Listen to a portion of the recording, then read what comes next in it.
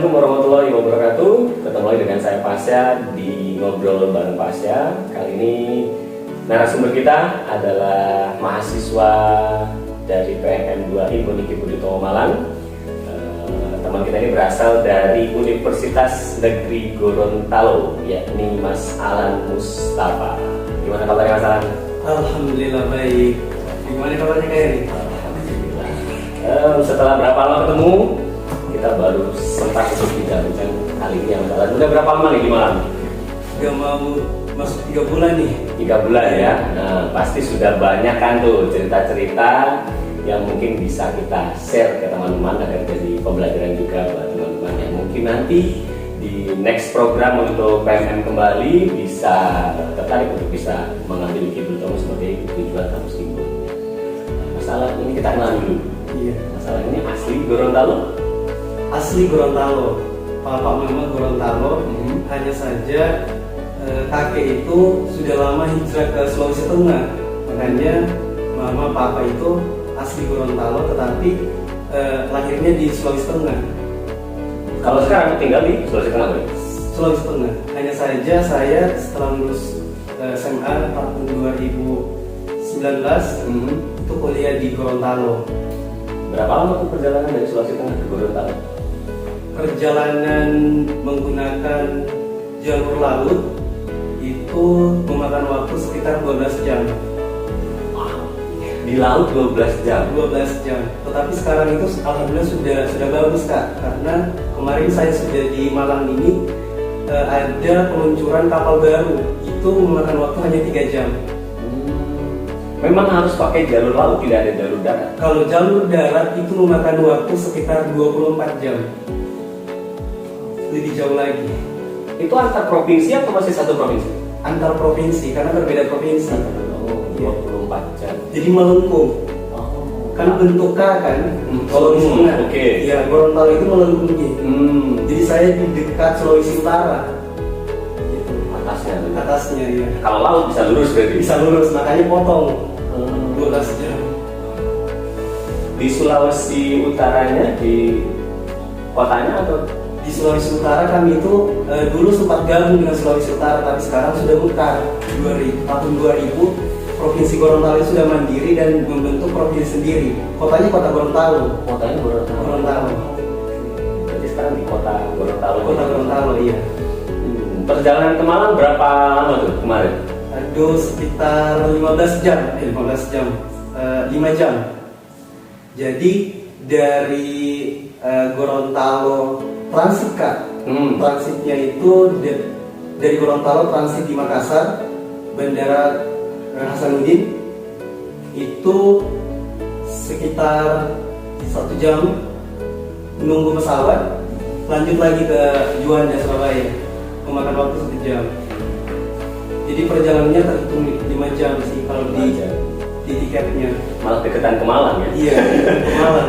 Daripada tadi harus 12 jam. 12 jam. Lamanya itu nunggu pesawatnya itu. Itu pun karena nunggu pesawatnya ya. Gantian kan. Sebelumnya pernah naik pesawat? Ini hal yang pertama dalam hidup. Oke. Dan pertama sekali naik pesawat itu gimana ya? Pas check-in aku kayak, aduh gimana caranya? Tapi alhamdulillah sudah ada pembekalan dari panitia PMM, sangat luar biasa. Kami yang belum pernah menaiki pesawat itu semua dibekali, dikasih tahu caranya. Bahkan saya juga untuk memperluas lagi pengetahuan terkait pesawat, saya juga buka YouTube Kak. Buka YouTube, jadi cari-cari tahu terkait bagaimana cara penerbangan untuk orang-orang yang pertama, gitu. Keselamatannya gimana? Kadang kan kalau nggak tahu untuk pasang sabuk dan buka aja kan iya, nggak tahu. Oke.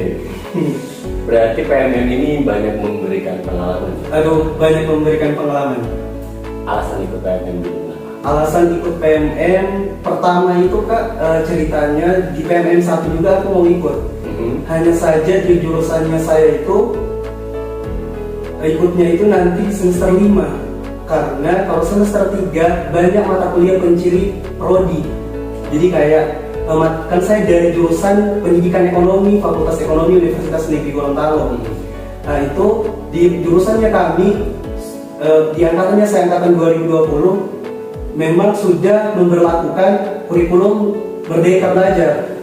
Ya, dari kurikulum itu untuk mata kuliah yang bisa dibilang mata kuliah atas seperti metodologi penelitian, statistika, itu saya sudah dapatkan di semester bawah.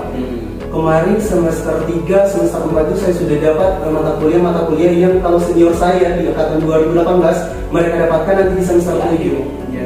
Jadi alasan utama saya mengikuti program ini memang niat dari awal PMM 1. Kenapa? Karena dengan kita bertukar, mengenal lingkungan baru, budaya baru, maka pengetahuan yang kita dapat juga terbarukan. Jadi saya itu Kak orangnya gimana ya, tidak bisa diam. Kalau Pak Habibie tidurnya hanya 4 jam, saya itu mungkin bisa dibilang seperti Pak Habibie, menyerap semua yang ada di lingkungan sekitar. Panca indera itu menyerap, jadi bertanya-tanya terkait itu. Jadi rasa ingin tahunya itu tinggi. Makanya mengapa ikut PMM itu rasa ingin tahu tinggi. Saya mau melihat bagaimana multikulturalismenya Indonesia. Itu. Dan masalah mendapatkan itu di PMM setelah saya dapatkan. Jadi saya itu belajar tentang multikulturalisme. Saya dapatkan materi itu pada duduk di bangku kelas 2 SMA. Berhubung saya jurusan IPS, saya dapatkan itu di pelajaran sosiologi. Namanya multikulturalisme. Multikulturalisme ini kan multi berbagai culture budaya. Dengan adanya PMM ini, ternyata tidak hanya sekedar teori. Saya pelajari teori kemarin di bangku SMA, sekarang saya praktekkan sendiri bagaimana budaya itu yang ada di Indonesia dengan teman-teman yang dari jurusan dari universitas lain. Jadi tidak hanya mengenal Malang saya, mengenal seluruh Indonesia. Yang terpenting itu ya. Iya. Ya, karena itu juga dari namanya kan sudah pertukaran ya. Pertukaran itu memang kita biar saling mengenal keberagaman itu. Dan yang menarik itu kemarin dalam penentuan kelompok itu, ketika kita sudah menentukan kelompok dari kampus sendiri, ternyata yang menentukan dari pusat. Iya. Nah ini yang menarik. Ketika memang itu sudah diganti, terus saya lihat-lihat kelompoknya itu yang memang diisi dari berbagai macam universitas ya, sehingga memang dari berbagai daerah juga. Jadi betul tadi masalah tidak hanya mengenal Malangnya, memang tujuannya ke Malang, tapi di Malang itu kita ketemu dengan orang-orang dari mana-mana. Sempat ini enggak kan keluar pulau nih? Sempat sebelumnya pernah nggak keluar daerah Sulawesi gitu? Nggak pernah. Nah, ini kan pertama. Ada keraguan nggak, atau mungkin ada hambatan nggak? Apakah dari orang tua yang tidak setuju, atau keluarga, atau apa, atau masalah ini? Oh ya, yakin nggak ya ini ke luar pulau, atau justru menjadikan wah ini kesempatan besar ya? Masalah melihatnya lebih seperti apa? Kalau saya melihatnya pas pertama kan Kak, setiap mengikuti program apa, kuliah apa, itu tetap saya konsultasi ke orang tua. Karena restu dari orang tua kan nomor 1. Nah, tuh. Pertama daftar juga ini Kak, saya ngomong ke orang tua, saya jelaskan secara eksplisit lah, tidak terlalu mendalam, hanya saja poin-poin penting yang saya jelaskan kepada orang tua, bahwa saya akan mengikuti PMM, pertukaran mahasiswa merdeka. Yang kedua, ibu saya kan bilang, kamu ini kan sudah di Gorontalo, sudah merantau, kok merantau lagi? Iya, kok merantau lagi? Tetapi saya bilang, Ma ini, saya panggil Mama, Ma ini hal yang apa ya, pengalaman baru. Banyak orang yang kepingin mengikuti program ini. Kemudian kalau keraguan-keraguan untuk pergi ke tempat lain kayak keluar Pulau Sulawesi, menurut saya tidak ada keraguan, karena dosen-dosen Universitas Negeri Gorontalo, khususnya jurusan saya, pendidikan ekonomi, dosen-dosen akuntansi, itu Kak kebanyakan lulusan dari Malang. Contoh itu dari UB, Universitas Brawijaya, akuntansi, kemudian ada yang pendidikan ekonomi dari UM, Universitas Negeri Malang. Jadi setiap saya kayak ada kegiatan dengan mereka, contohnya penelitian, kemudian ada pengabdian, itu rasa orang yang belajar di luar Pulau Sulawesi itu berbeda Kak. Iya, berbeda. Cara mereka menanggapi masalah, cara mereka belajar itu berbeda. Dan itu terbukti. Saya melihat dosen-dosen saya yang lulusan dari Jawa dengan yang lulusan dari Sulawesi itu beda, gaya belajarnya beda. Nah, sehingganya saya kepingin memang untuk Jawa, kalau tidak di program ini mungkin di S2 nanti ya. Tapi alhamdulillah Allah memberikan di kesempatan ini di program ini PNM 2. Jadi itu sih tidak ada keraguan sama sekali. Namanya memang masalah tadi bilang orang kan memiliki rasa mental yang tinggi, jadi ada peluang untuk mendapatkan sesuatu yang baru, pasti langsung yakin aja. Kesan apa nih? Udah berapa lama di Wikibudi Malang kita mengadakan kegiatan bersama, karena kebetulan kita satu tim ya. Jalan-jalan sudah banyak mengenal Malang juga. Sampai hari ini. Untuk kesannya, menurut saya kalau dideskripsikan nggak bisa kan. Tapi saya mencoba untuk mendeskripsikan kesan saya selama mengikuti program berkuliah di Budi Utomo, mengikuti program Budi Nusantara. Itu menurut saya satu hal yang kalau dikatakan satu kata luar biasa. Kenapa? Berkuliah di Budi Utomo, saya merasakan hal yang perkampungan ilmiah yang berbeda dari perkampungan ilmiah yang lain. Kenapa? Di Budi Utomo ada semacam energi positif yang hanya dibungkus dengan sebutan happy. Itu. Jadi saya itu bisa saya bilang happy itu adalah paradigma baru, pandangan baru terkait pembelajaran. Entah itu pembelajaran di kampus, di luar kampus, itu terbawa, kami dibawa dari kampus itu untuk dengan happy, keluarnya juga happy. Ini saya belum kembali ke kampus asal, tetapi rasa happy itu selalu bergema di telinga saya ya. Happy, kemudian kegiatan-kegiatan modul yang luar biasa. Kenapa saya bilang luar biasa? Hanya di kampus ibu ini yang luar biasa modul Nusantaranya. Satu, kita tidak hanya jalan-jalan, tetapi kita diperkenalkan dengan budaya di daerah itu sendiri. Contohnya wisata. Wisata itu tidak hanya sekedar kita melihat keindahan, tetapi di situ ada apa ya? Semacam pengetahuan baru, ya, education, semua dapat. Itu sih kalau terkait modul Nusantara. Terkait dosen-dosen di Budi Utomo juga kan, waduh, sangat berbeda dengan dosen-dosen yang lain. Ini bukan mau mengecewakan dosen yang lain, tetapi menurut saya di Budi Utomo ini memang memberikan satu elemen baru dalam dunia pendidikan, nuansa yang baru, bahwa kampus itu tidak hanya menumpuk seorang akademisi yang apa ya, hanya dia orang pasti bilang orang ini itu kaku, tetapi kalau di Budi Utomo Cair ya? Cair, dan satu hal yang tidak ketinggalan, walaupun happy, luar biasa, mahasiswanya berprestasi semua. Itu sih Kak, pesan saya selama PMM.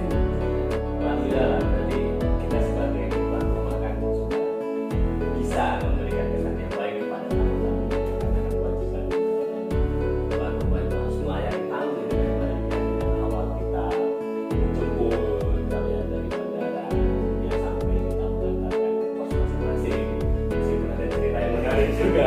Jika saya tahu pertama kali ketemu dengan Mas PMM, bertemu dengan Mas Alas, tapi ya mungkin itulah yang menjadikan kampus kita sebagai teman kita memiliki pikiran itu sesuai dengan itu mungkin gimana caranya, mau itu belajar, mau itu kegiatan apapun, kita yang pertimbangkan adalah yang mengikutinya harus happy. Karena dengan happy ya kita bisa melakukannya dengan senang dan ikhlas, rela.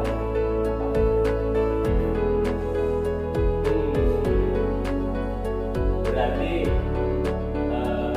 pengalaman yang Mas Alan dapatkan kalau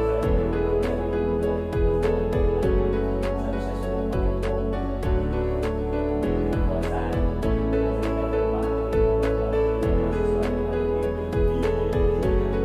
tiga mahasiswa itu hanya mengalaskan karpet ya. Itu bukan berarti kami memang menjadi karir sementara, tapi kalian semua bertiga itu sahabat